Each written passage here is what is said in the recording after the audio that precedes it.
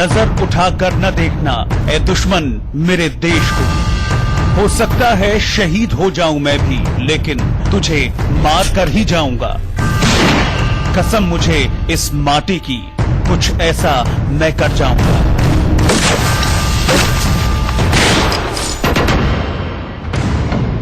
आप यकीन मानिए कि पहली गोली चलने के बाद में मुझे घर परिवार कभी याद नहीं आया। केवल मुझे मेरा मिशन याद रहता था कि ये एरिया मैंने क्लियर करना है, ये बिल्डिंग मैंने क्लियर करनी है, जो मिलिटेंट मेरे इलाके में घुसे हैं उनको जिंदा नहीं जाने देना। ये हुंकार है बीएसएफ के डीआईजी मदन सिंह राठौर की। बीएसएफ के डीआईजी मदन सिंह राठौर की, जिनके शौर्य की कस्में हर जवान खाता है, जो वतन और माटी के लिए जीता है। जब नसों में खून से ज्यादा जोश भरा हुआ हो, जब मिशन पूरा करने के लिए मिशन को खुद से कहीं बड़ा मान लिया जाए, और जब आतंकवादियों से मुकाबला करने के लिए तूफानी ताकत झोंकने का जज्बा हाथ में ले लिया जाए, तो एक ऐसा ब्रेव हार्ट सामने आता है जिसको एक नहीं 3 गैलेंट्री अवार्ड हासिल होते हैं। और ये अवार्ड हासिल होते हैं बीएसएफ के उस कमांडेंट को जो आज डीआईजी है। जी हाँ, डीआईजी मदन सिंह राठौर साहब, स्वागत है आपका। शौर्य गाथा में कहानी एमएस राठौर साहब की, जिन्होंने जम्मू कश्मीर के एक ऐसे टेरेन में, एक ऐसे इलाके में बेहतरीन 3 ऑपरेशन को अंजाम दिया, जिसके चलते उनकी तूती बोली आतंकवादी कंट्रोल में आए। शौर्य गाथा में डीआईजी मदन सिंह राठौर अपने शौर्य की तूफानी कहानी आपके सामने खुद रख रहे हैं, जिसके लिए 3 बार भारत के राष्ट्रपति ने इन्हें सम्मानित किया है। पहला मुकाबला जो आपका आतंकवादियों के साथ हुआ था राठौर साहब, वो अगर मैं गलत नहीं हूं तो 2003 का मामला है। मैं लाल चौक में 2002 से 2005 तक मैंने यूनिट को कमांड किया है, और ये वो समय था जब कश्मीर में फिदाइन का दौर था। तो मेरे टेन्योर में टोटल 7 फिदाइन मेरे इलाके में हुए थे। ये आप जो 2003 की जिसमें मेरे को गारंटी मिला है, ये 3रा फिदाइन था। आतंकवादियों ने पूरा लश्कर झोंक रखा था। वो चाहते थे कि कैसे भी 28 अगस्त 2003 को जम्मू कश्मीर में प्रधानमंत्री की मौजूदगी के दौरान ऐसा कर दें कि तहलका मच जाए। दूसरी तरफ बीएसएफ के चौकस जवान जी जान से लगे हुए थे कि किसी सूरत में सिक्का भी न खड़के। बीएसएफ की पेट्रोलिंग भी इसी तरह हो रही थी। इस दौरान सबसे सेंसिटिव इलाका था लाल चौक, जहां की जिम्मेदारी थी मदन सिंह राठौर की। लाल चौक ऐसा इलाका है कि जहां पे पूरा मीडिया वहां पे मौजूद होता है, और कमर्शियल हब है वो श्रीनगर का। तो उस जगह को उन्होंने बड़ा ध्यान से चुना था, और जिस जगह को उन्होंने पर्टिकुलर चुना वो जगह ऐसी थी जहां से प्रधानमंत्री जी और उप प्रधानमंत्री जी दोनों दूसरे दिन निकलने वाले थे। तो उस मैक्सिमम मीडिया पब्लिसिटी के लिए उन्होंने यहां पे फिदाइन किया था। ये जगह थी ग्रीनवे होटल। देखिए, ये है लाल चौक का इलाका। दिल्ली में जो अहमियत इंडिया गेट की है, मुंबई में गेटवे ऑफ इंडिया की है, वैसा ही श्रीनगर में लाल चौक है। लाल चौक से ही डाउनटाउन और शहर के दूसरे हिस्सों का एक तरह से भौगोलिक बंटवारा होता है। यहीं पर ग्रीन वे होटल था, और उसके बगल में सीटीओ यानी सेंट्रल टेलीग्राफ ऑफिस भी। शाम के करीब 5 बजे लाल चौक का एक हिस्सा ग्रेनेड के धमाके से थर्रा उठा।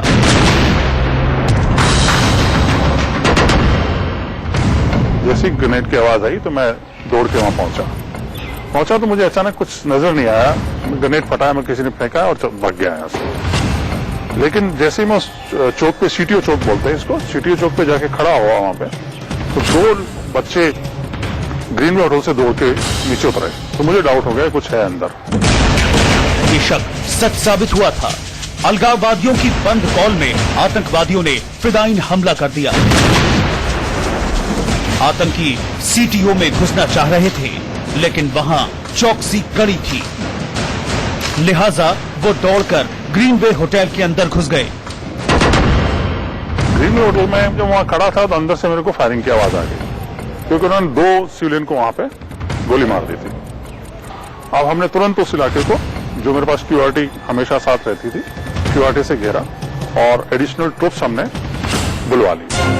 अब पहली जवाबदेही किसी कमांडर की थी कि वो आम लोगों की जान माल की हिफाजत करे, होटल में फंसे सिविलियन को बाहर निकाले। ये काम हो गया।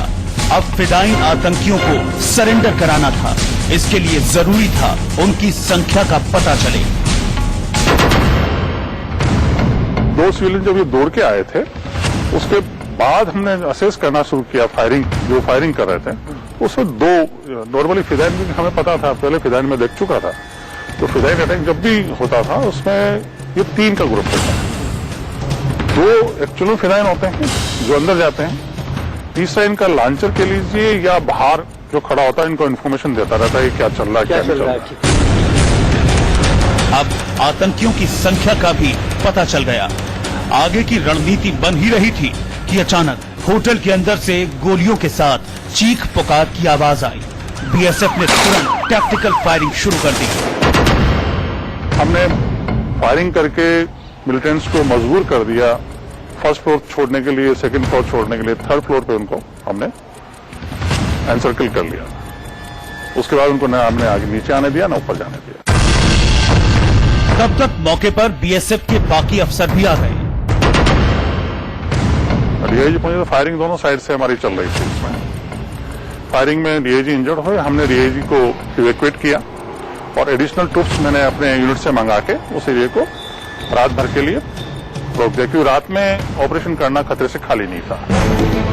अगली सुबह प्रधानमंत्री को इसी रास्ते से जाना है और रास्ते पर मौजूद होटल में आतंकवादी हैं, वो भी फिदायीन हैं, हथियार से लैस हैं। मदन सिंह राठौर कहते हैं कि पूरी रात बीएसएफ के सैकड़ों जवानों की नींद गायब थी।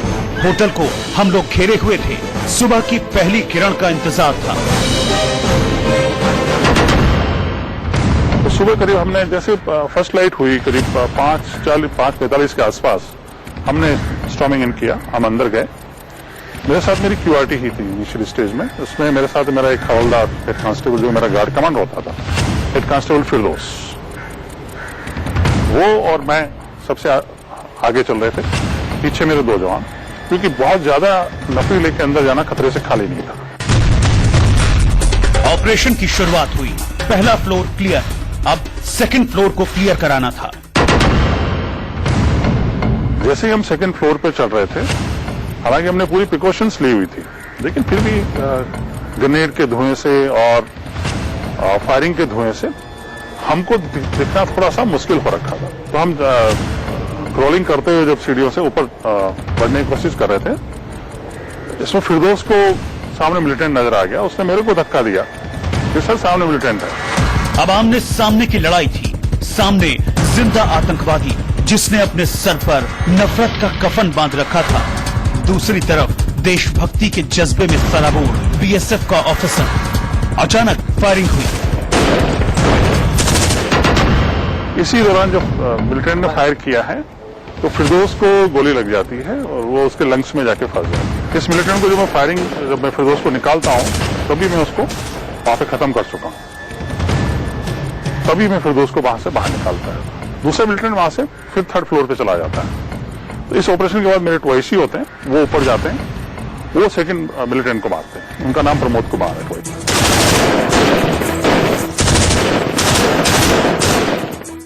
सुबह के 8 बजे होटल ग्रीनवे पूरी तरह से क्लियर। पीएम आए और शान से इस होटल के सामने से निकले। देश की इज्जत पर रत्ती भर भी आंच नहीं आई। आतंकी तमाम कोशिशों के बावजूद बाल भी बांका नहीं कर पाए। जोश कहां से आप में आया? ये जोश तो आप कह लीजिए, पैदाइशी जोश कह लीजिए इसको। दूसरा जोश दिया हमें बीएसएफ ने, मेरे जवानों ने जोश दिया,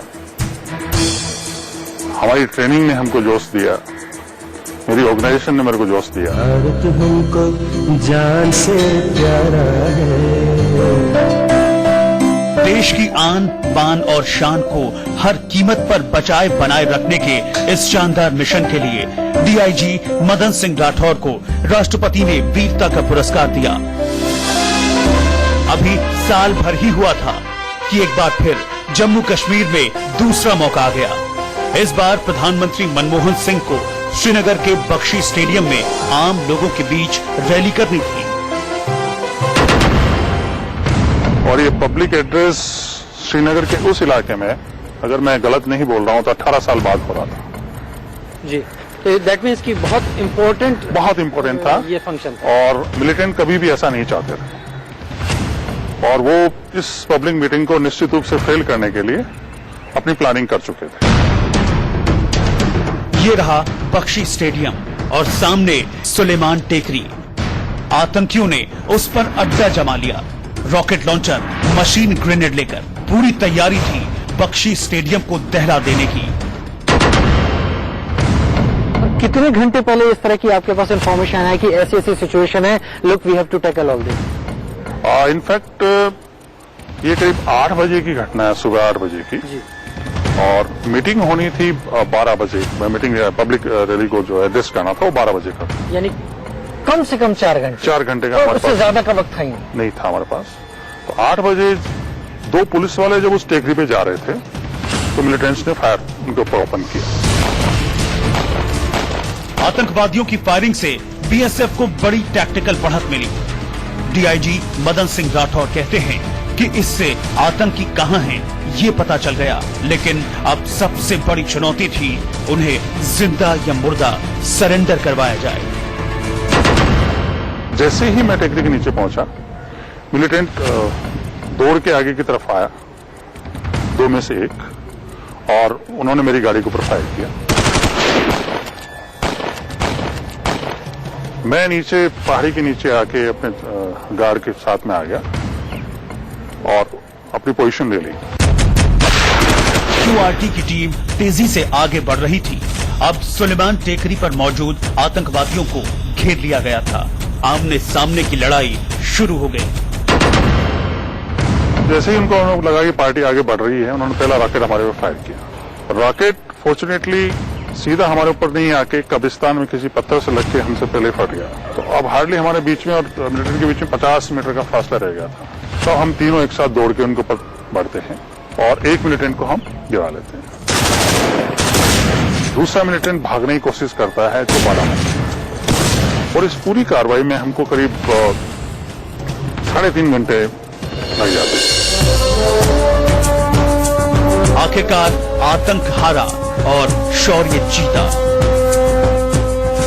लाना जरूरी था तूफान, नहीं तो जो उनका एम था, अगर मीटिंग या पब्लिक रैली को जो एड्रेस करना था वो टाइमिंग से अगर 10 मिनट भी लेट होती तो जो उनको अचीव करना था वो कर जाते अचीव। मेरे टाइम में शायद हमने कभी मिलिटेंट्स को मेरे इलाके से कभी जिंदा नहीं जाने दिया। 7 फिदाइन किए हैं हमने, 14 फिदाइन को मारा। अब तक आपने डीआईजी मदन सिंह राठौर के अदम्य साहस और जज्बे की 2 कहानियां सुनी, लेकिन तीसरी कहानी और भी दिलचस्प है, क्योंकि इस बार आतंकियों ने सीधे उनकी कंपनी पर हमला किया। तारीख 7 जनवरी 2005, जगह श्रीनगर, रणवीर भवन।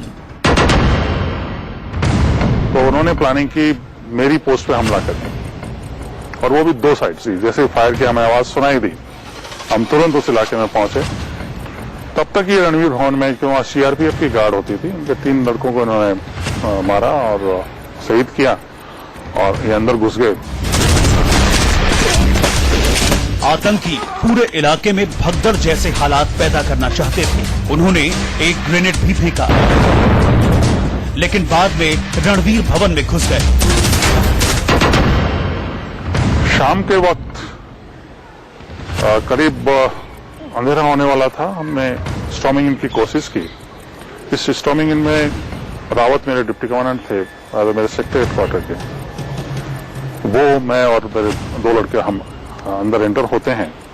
उसमें अनफॉर्चुनेटली एक मिलिटेंट जो है वो ऊपर सीढ़ियों में बैठ जाता है जाके, नीचे वाला जो मिलिटेंट होता है उसको हम न्यूट्रलाइज कर देते हैं। दूसरा मिलिटेंट हमें उस वक्त नजर नहीं आता है क्योंकि थोड़ा हल्का सा अंधेरा हो चुका था। तो ये जो मिलिटेंट जो बैठा हुआ है, सीढ़ियों में बैठा हुआ है, वो फायर करता है तो इसमें मिस्टर रावत को गोली लग जाती है और अल्टीमेटली वो शहीद हो जाते हैं बाद में। तो इस वक्त ऑपरेशन को हम रोक देते हैं। डीआईजी राठौर कहते हैं कि यहाँ भी हम लोगों ने दो तरफ काम किया। एक तरफ आतंकियों से लड़ रहे थे, दूसरी तरफ आम लोग जो रणवीर भवन में थे उन्हें निकाल रहे थे। फिर रोशनी के साथ ही दूसरे आतंकी का भी खेल खत्म कर दिया। अपना साथ वो शहीद हो जाता है तो कहीं ऐसा नहीं लगता है कि हिम्मत टूटी या जोश खत्म? नहीं राजीव जी, शहादत से इनिशियल आपको 1 या 2 मिनट के लिए झटका जरूर लगता है। मैं ये नहीं कहता कि क्योंकि हम लोग भी इंसान हैं, लेकिन जब भी कोई शहादत देता है तो आप में जो ताकत है, आप में जो जोश है, वो दोगुना हो जाता है। आप में उसका रिवेंज लेने की, जिसने ये काम किया है उससे रिवेंज लेने की भावना आप में बहुत ज्यादा बढ़ जाती है। यही जज्बा, यही बहादुरी का तमगा बनकर आपके सीने पर चमक उठती है। निश्चित रूप से ये किसी भी जवान के लिए, ऑफिसर्स के लिए, किसी की जो फोर्स में है, बहुत बड़ा सम्मान है और इसको पाने के लिए लोग तरसते हैं। ये मेरा पहला गैलेंट्री मेडल जो मैं आपको जिक्र कर रहा था, जो ग्रीनवे होटल में अटल बिहारी वाजपेयी जी जब आए हुए थे उस वक्त का है ये मेरे पास में, और अब्दुल कलाम साहब का हस्ताक्षर किया हुआ है। और अब्दुल कलाम ने आपको दिया है जब अटल बिहारी वाजपेयी साहब और अडवाणी जी वहां पे आए थे। और ये वाला आपका 2006 का वो सराहनीय सेवा है। ये आपको जो दिखाई दे रहा है ये पीपीएम जी है, president police medal for gallantry. ये जब आदरणीय मनमोहन सिंह जी वहां पधारे हुए थे और जान बेकर टेकरी पे, सुलेमान टेकरी पे जो ऑपरेशन किया था हमने, जो कि बख्शी शेर कश्मीर स्टेडियम के सामने जो टेकरी है उस पर ऑपरेशन किया था, तब ये मेरे को दिया गया। सरोज जी मेरे साथ है और राठौर साहब की पत्नी है। सरोज जी, जब आपको ये पता चलता था कि किसी ऑपरेशन में शामिल है, वो 4-5 घंटे कैसे बीते? बताइए। वो थोड़ा तो लगता था, लेकिन फिर ये था कि हाँ भाई ये देश की सेवा कर रहे हैं, और तो इतना वो नहीं था। डर तो थोड़ा तो लगता है कि कहीं कुछ हो नहीं जाए। मदन सिंह राठौर बहादुरी की मिसाल है देश के लिए, बीएसएफ के जवानों के लिए, उन लोगों के लिए भी जो बीएसएफ ज्वाइन करना चाहते हैं। शान तेरी कभी कम न हो, ऐ वतन